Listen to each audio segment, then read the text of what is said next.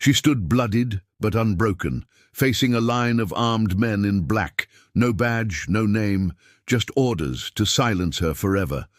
But in that breathless moment, her dogs growled low, and the sky lit up with drones, cameras, and truth streaming. Live to millions. The hunted had become the symbol. The corrupt were exposed. If this story shook you, subscribe, give a thumbs up, and never forget. One voice, one woman, two loyal dogs changed everything. The sun had barely broken through. The clouds that morning in Hollow Ridge, a sleepy suburb with secrets sewn into its soil. On the edge of town, where old oaks leaned over broken sidewalks and chain-link fences, framed tiny, time-worn houses, Janelle Carter adjusted the strap of her canvas shoulder bag and whistled for her dogs. Maya, Blue, let's go, babies. From behind the modest one-story home, two large dogs bounded into view. Maya, a sleek black Rottweiler with amber eyes that mirrored Janelle's own sharp focus, moved like a shadow. Blue, a silver-coated pit bull with a goofy gait, wagged his tail, like he had no clue how dangerous he looked. Janelle grinned. Morning patrol, huh? Her neighbors, mostly elderly black folks and working-class families, watched Janelle and her dogs with a mixture of affection and awe. Ever since she'd moved back to Hollow Ridge to care for her late grandmother's house, she'd been something of a quiet protector, walking her dogs like clockwork, cleaning up trash no one else would, standing tall without saying much. But underneath her calm exterior there was weight, not just from grief, from history. She was the daughter of Mary Carter, the first black female fire chief in the state. Her father, a military man, had died overseas. Janelle carried that lineage like armor, quiet, polished, and heavy. As she walked her usual route down Maple Avenue, she passed the corner store where kids still hustled candy for lunch money, and old Mr. Roberts still sat on a milk crate reading the newspaper. Blue tugged toward him, but Janelle gave a gentle tug of the leash. "No, boy, you already stole a biscuit yesterday." "Morning, Janelle," Mr. Roberts called. "Your army looks ready." "They're always ready," she said with a half smile. But readiness wouldn't be enough today. At the far end of the block, a black and white squad car crept up the street like a panther on its prey. The driver didn't make eye contact. The passenger, however, had that look, the kind Janelle recognized before a word was even spoken. A young cop, too clean, too proud. His jaw tight, his eyes scanning her like she didn't belong. Janelle kept walking. The cruiser slowed beside her. "Ma'am, can we speak with you?" She stopped, slowly turning. "About what?" The officer on the passenger side leaned out the window. "You fit the description of a suspect we're looking for." Blue let out a low growl. Maya's ears flicked back. Janelle narrowed her eyes. "Suspect for what?" "We got a call about a suspicious person casing homes. Black female, late 20s, walking two large dogs." She let out a breath. "I walk this street every day. Everyone here knows me." "License?" the driver barked, stepping out of the car. Janelle pulled her ID slowly, her hands deliberate. "You're harassing me. You know that, right?" The officer took it, glanced at it for half a second, then passed it to his partner. "Doesn't prove anything." "What would?" she asked, voice calm but razor-sharp. "Step away from the dogs." "No!" Maya stood like a statue. Blue's growl deepened. "We're not gonna ask again, ma'am." Janelle locked eyes with the officer. "They're not gonna let you touch me." That's when the second officer moved too fast. He grabbed Janelle by the arm, yanking her back. Her shoulder twisted and she stumbled. Maya barked, short, sharp, fierce. Blue lunged but held his position on command. "Do not move!" the cop yelled, slamming Janelle to the ground. She gasped as her cheek hit the pavement. The bag spilled. Open, her keys and her grandmother's pocket Bible tumbling out. "You're making a mistake," she groaned. "Stop resisting." "I'm not resisting," Blue barked wildly. Maya stood over Janelle, snarling now, eyes locked on the second. A cop who had pinned her down. The neighbors began to shout, "Get off her! She didn't do nothing!" "That's Janelle. Y'all know her." Phones came out, cameras clicked on, but it was Blue who moved first, and everything changed in an instant. Blue surged forward like a missile, barking with a fury no leash could contain. His chain snapped from Janelle's grip as he lunged between her and the officer, pinning her to the pavement. The cop staggered back, hand flying toward his belt. "Gun!" someone screamed. "Don't you dare!" Janelle cried out, voice hoarse, but it wasn't just Blue now. Maya, silent as death, moved with surgical precision. She didn't bark, she didn't growl. She simply stood, her body between Janelle and the officer who had drawn his weapon, hackles raised, a low, guttural sound vibrating from deep within her chest. The officer hesitated. Even in his training, even in his arrogance, something primal told him, if you pull that trigger, you won't leave this street upright. The standoff held for a beat. Then 2, then 5. Janelle slowly sat up, blood trickling from her lip, her face scraped raw by the concrete. She didn't cry. She didn't scream. She just looked at the officers the way her mother used to look at burning buildings, cold and unafraid. "You point a weapon at my dog," she said low.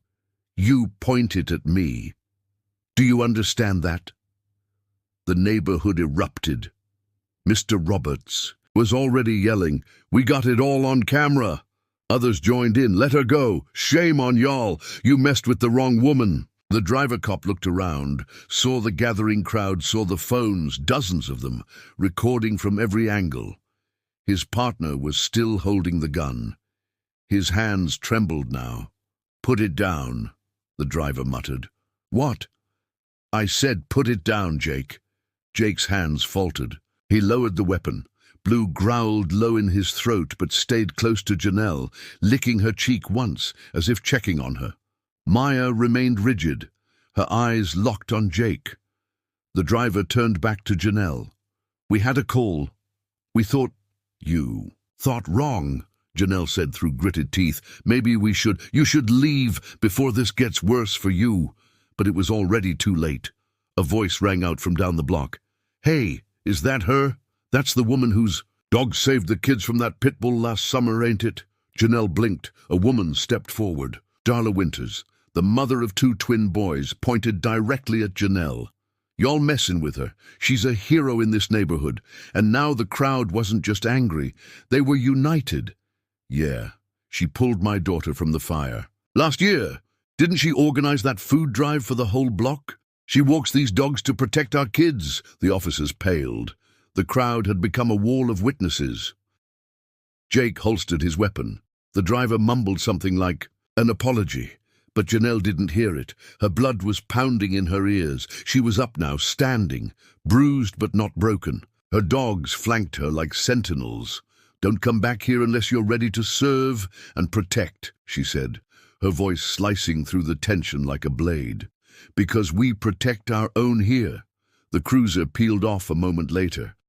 But the story wasn't over, because someone in the crowd, someone Janelle didn't recognize, had recorded everything, and within hours it would be on the internet. By the next morning it would be national news, and buried in the shadows of Hollow Ridge's polished police department was a secret, one that tied those 2 officers directly to something far deeper and far dirtier than just a suspicious person call.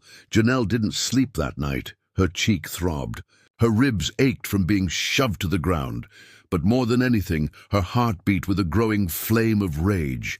Not the kind that burned wild and out of control, but the kind her mother had taught her to hold on to. Let it fuel you, but never consume you. She sat on her front porch with Maya curled at her feet and Blue's big head resting in her lap. The moonlight cast shadows across the yard, long and sharp. In the distance, she could hear cars, sirens, the occasional bark of a neighborhood dog, but mostly it was quiet, too quiet. Her phone buzzed for the 100th time that night.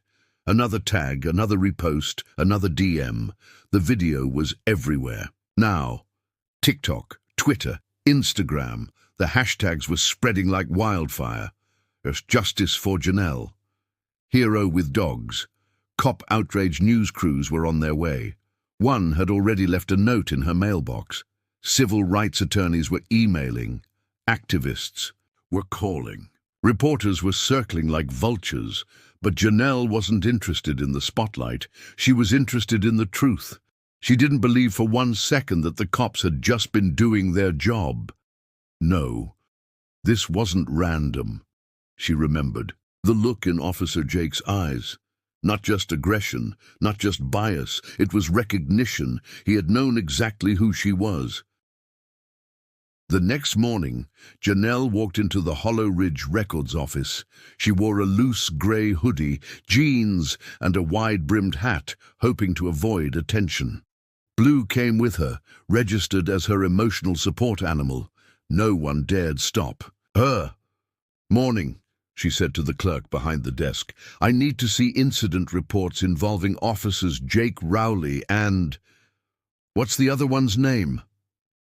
The woman blinked, clearly nervous. I'm not sure we can release that without... I know my rights," Janelle said, sliding a folder across the desk. "And here's my legal request under the state's Open Records Act. I want any reports involving those two in the past 5 years. The woman took it, lips pressed tight. "Give me a few minutes," Janelle nodded, stroking Blue's head. 10 minutes later, she had a USB drive in her hand. 10 minutes after that, she was sitting in her grandmother's old study, reading through report after report. At first, it was what she expected. Minor complaints swept under the rug.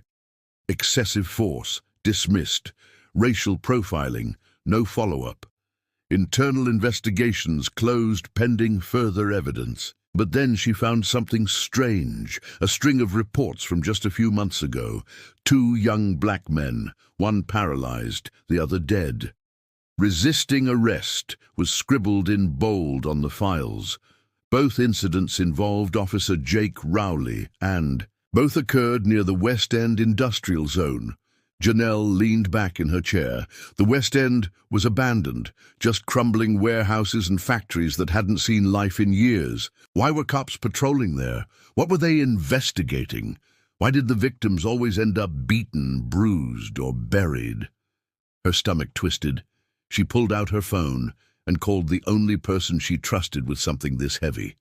"Let me guess," said Tamika Jones, her best friend and a civil rights investigator based in Atlanta. "You think those cops have a pattern?"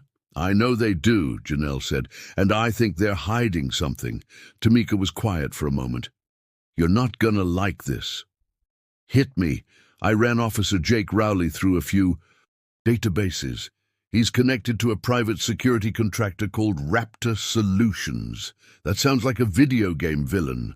"It basically is. They provide consulting to police departments, mostly about surveillance, counterinsurgency tactics, and crowd control. But get this, they also run private detention facilities." Janelle froze. "What kind of detention facilities?" "Unofficial ones," Tamika said. "Warehouses, supposedly training centers. But we've gotten tips about them being used to detain people off record. No warrants, no lawyers, no court." Janelle stared at the screen. "They're black-bagging people." "I can't prove it," Tamika said. "But if I were you, I'd start sniffing around that West End zone, quietly." Janelle looked down at Maya and Blue. Quiet wasn't her specialty anymore, but justice. And that she could do. The road to the West End felt like a trip into another world, where Hollow Ridge had its charm, front porches, fading murals, kids playing on cracked sidewalks. The West End was forgotten. Nature had started reclaiming it. Ivy crept up the walls of abandoned factories. Rusted signs squealed in the wind. The scent of oil and rot hung heavy in the air. Janelle parked her car a block away. She didn't want to be seen. She wore black, hood up, boots laced tight. Maya walked silently by her side, Blue trailing behind like a shadow with muscles. She moved like she used to back in school, when she'd studied investigative journalism before switching to emergency response. Back when her eyes were sharper, and her instincts even sharper than that. It didn't take long to find what she was looking for. The warehouse at the corner of Ashland and 8th looked like it hadn't been touched in years. But something was off. The steel chain on the gate was new, the padlock wasn't rusted, and a camera, small, almost hidden in the corner of the roof, turned ever so slightly as she approached. Janelle crouched behind a dumpster and pulled out her phone. She texted Tamika, "Found the place, Ashland and 8th, eyes on me, cameras live, might be motion." Tamika responded instantly, "Got you, don't go in yet. I'll trace the camera's signal," but Janelle was already moving. Around the back, a service entrance sat slightly ajar. The scent that came from inside made her gag. Sweat, bleach, fear. She hesitated. Maya pressed her head into Janelle's knee. Blue growled low, sensing her unease. "Stay behind me," Janelle whispered. She slipped inside. The hallway was dimly lit, only emergency lights flickering every 20 feet. The floor beneath her boots was concrete, stained and uneven. She heard a voice, a groan, muffled, from deeper inside. As she crept forward, she passed a door with fresh boot marks and scratches near the bottom, like someone had tried to claw. Their way out, then came a sound she hadn't expected, crying, a man's voice, broken, pleading. "No more, man, please, I told you what I know." She peeked through a small glass window. What she saw nearly made her scream. Inside was a makeshift holding cell, no larger than a broom closet. A young black man, shirtless, covered in bruises, sat curled up in the corner. He flinched as a figure loomed over him. Officer Jake Rowley. He held a baton in one hand. His badge was off. His face was red with anger, but there was fear in his eyes too, the kind that comes from hiding something massive. "I don't care what you told her. I want the flash drive. You and your little friend, what did you do with it?" The man shook his head. "I don't know." Jake raised the baton again. Maya growled. Janelle had seen enough. She slammed the door open so hard it hit the wall. Jake spun around, frozen in disbelief. "You!" "Let him go." Jake reached for his gun, but he never had a chance to draw it. Blue was on him in an instant. The force of the pit bull's body sent Jake flying backward into the wall, the weapon skittering across the floor. Maya stood between Janelle and the stunned man on the floor, her teeth bared, her growl deeper than thunder. Janelle rushed to the young man. "Come on, we're getting you out of here." Jake groaned, blood on his lip, eyes wide with something deeper than pain. Recognition. "You don't understand," he hissed. "You don't know what you're walking into." "Oh," Janelle said as she lifted the man's arm around her shoulder. "I know exactly what I'm walking into." She turned once more, meeting Jake's panicked eyes. "And I'm burning it down." They escaped through the back of the warehouse, Maya circling wide to keep lookout, Blue flanking them like a tank. Janelle half dragged, half carried the bruised young man down a narrow alley until they reached her car. She shoved open the back door, helped him in, then turned to the dogs. "Inside." "Go." Blue jumped in first. Maya gave one last look down the alley, then followed. Janelle's hands trembled on the steering wheel, but her mind was steady. "Hey," she said, glancing at the man in the rearview mirror. "What's your name?" He coughed. "T. Terrence."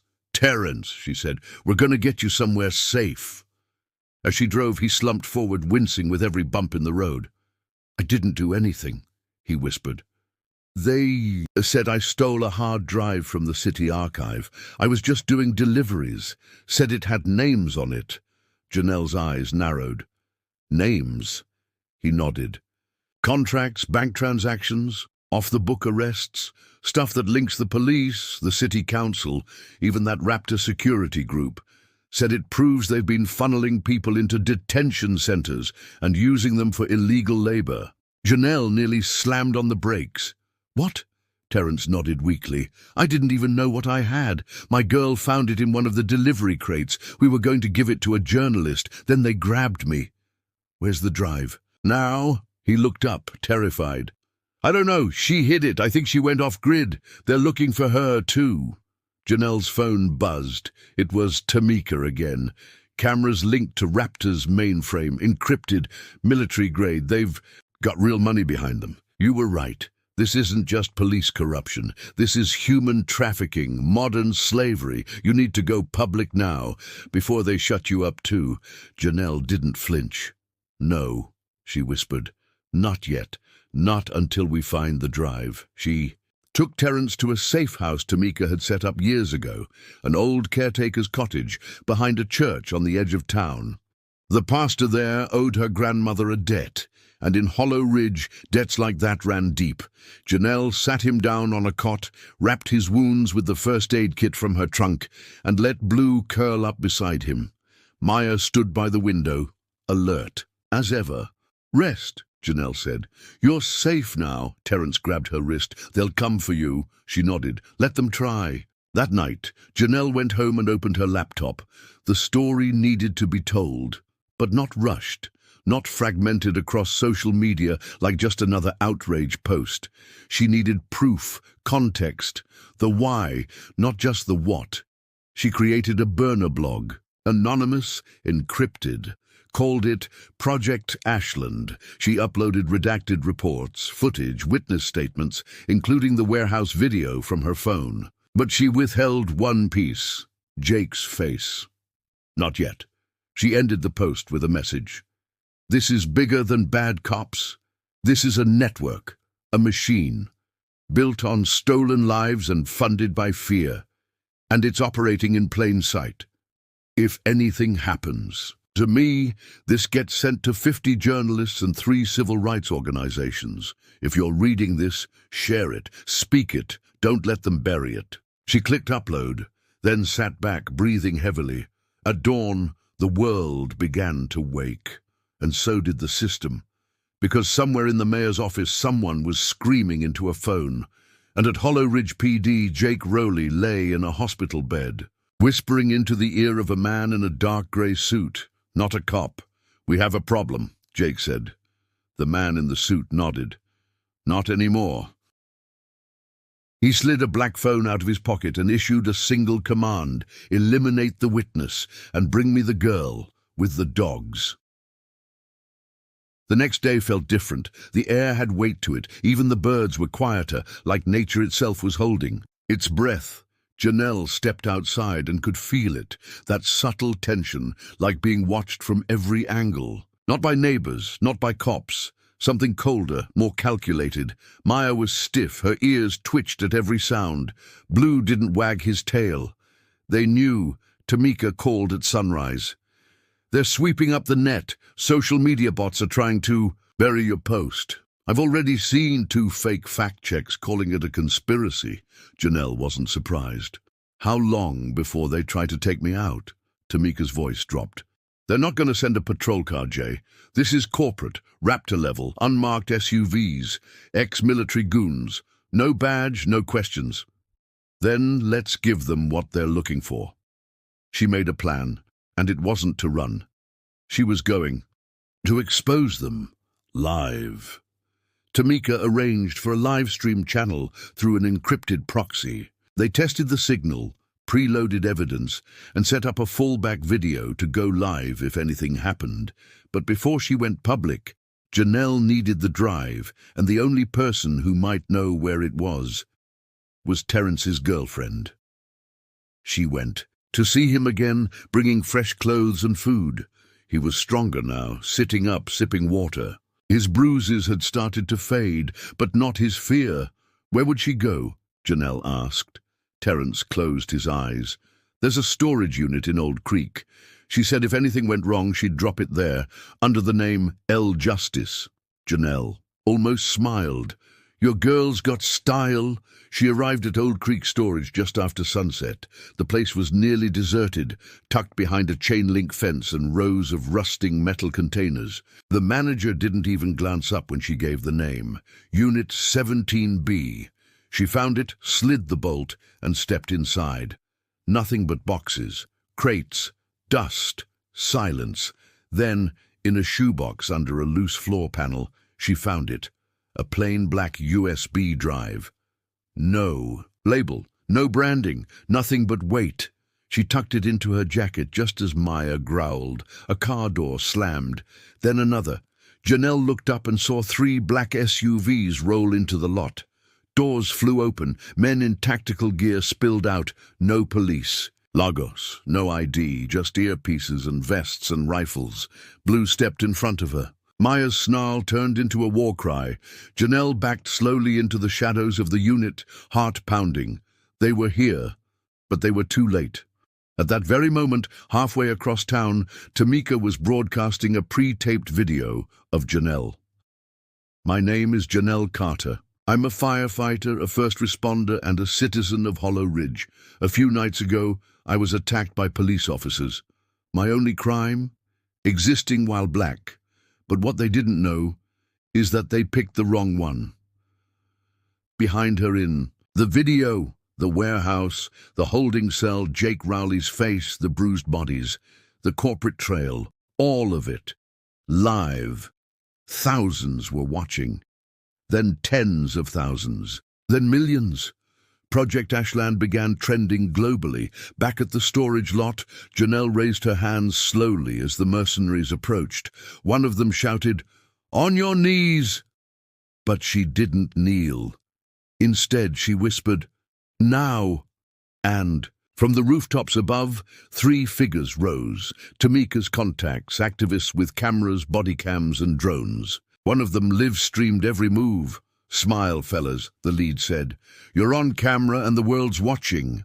The mercenaries hesitated. Then their radios crackled. A new voice, cold, composed. "Fall back. Targets compromised. Clean exit." One by one, the SUVs peeled out. No fight, no arrest, no bodies. Just silence.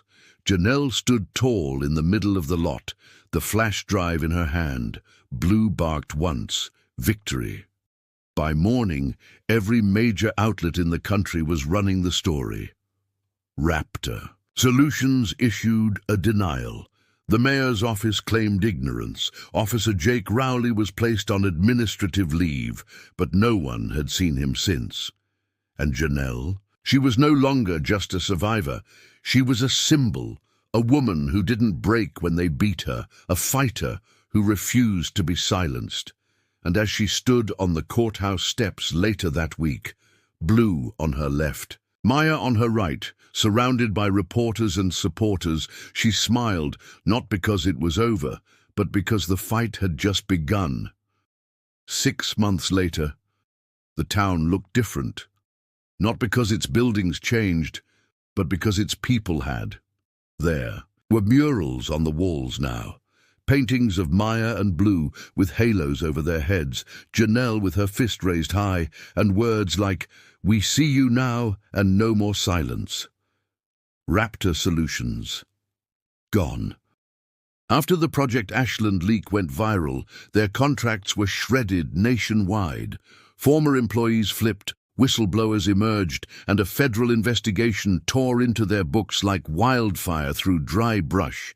Their CEO fled the country. Their board resigned in disgrace. As for the Hollow Ridge Police Department, 1/3 of its officers were indicted. Jake Rowley's name was at the top of every report. He was never found. Some said he escaped. Others believed he was taken out by his own to protect secrets deeper than any file could hold. But the city had changed its tune.